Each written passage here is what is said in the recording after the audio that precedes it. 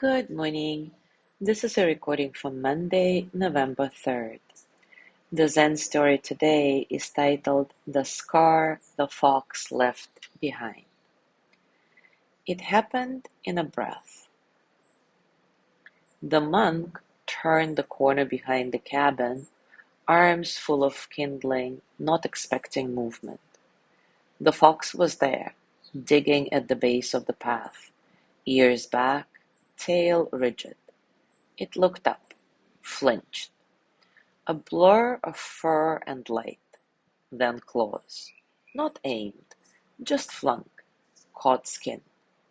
The kindling felt like startled birds, thudding against stone. The fox disappeared into the trees, a blur swallowed by leaves. The monk stood still, his arms bleeding. The cut ran diagonal from forearm to elbow, a clean mark, vivid, stinging, as if the fox had opened a sentence and left it unfinished. Inside he washed it, wrapped it, tied the cloth too tight. His fingers fumbled, tracing the wound again and again, as if he could undo the fox's stroke or force it to confess its intent. The pain was slight, but the wound's sting gnawed, demanding a story he couldn't shape. Was he careless? Too loud? Was it a message? He turned the questions like a koan, each answer unmaking the one before. That night he dreamed of the fox's paw again, this time dipped in ink, scratching spirals on his chest. Days passed. The wound closed, left behind a thin red line like a river drawn from memory. He thought that might be the end of it. But at the stream one morning, as mist rose, he saw it, a fresh paw print pressed into the soft bank, its edges sharp, recent, deliberate. Then the fox, across the water, still, watching. The monk looked down at his scar. It pulsed faintly, a warm throb under the skin, as if the fox's claw had traced a map he couldn't yet read. Their eyes met. No apology, no blame, only a shared gaze, sharp as the claw that cut him. The fox blinked once, turned, and vanished into the brush. From the bend in the stream, a villager froze, basket in hand, her breath caught as she glimpsed the strange stillness across the water. A man and an animal, silence louder than the river. That night, the monk ran a finger across the scar, its red line catching the candle's flicker like a fox's tail in moonlight.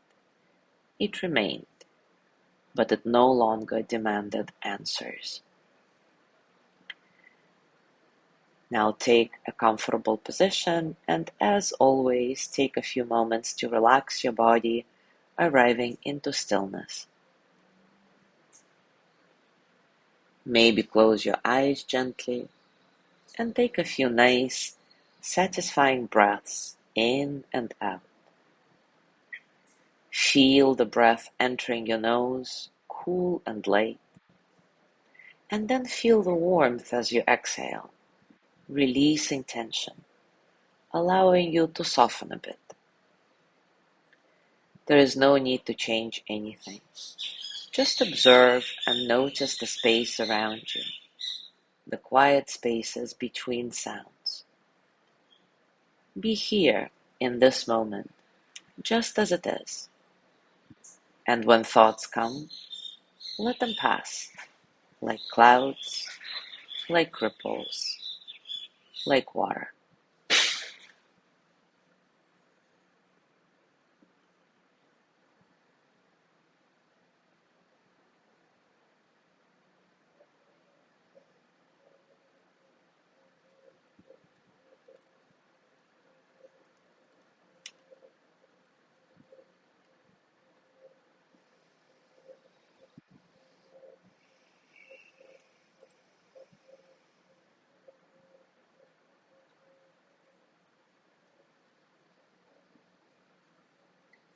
And now take a moment to reflect. What happens when you still have the question, but no longer need an answer?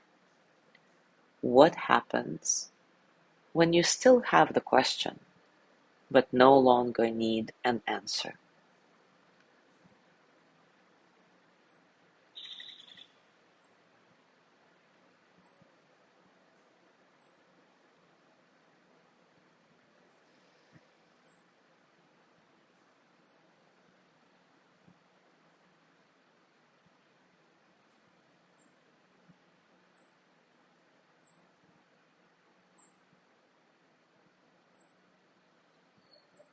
Now bring your hands to your heart and send the energy of loving kindness to yourself. May I be filled with loving kindness. May I be well in body and mind. May I feel cared for, protected, at ease. May I remember that I have enough, I do enough, and I am enough.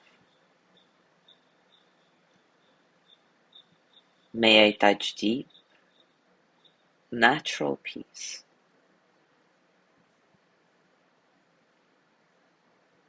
As you gently let go of the practice, scan your body and notice what's going on for you right now, physically, emotionally, mentally. How are you, really?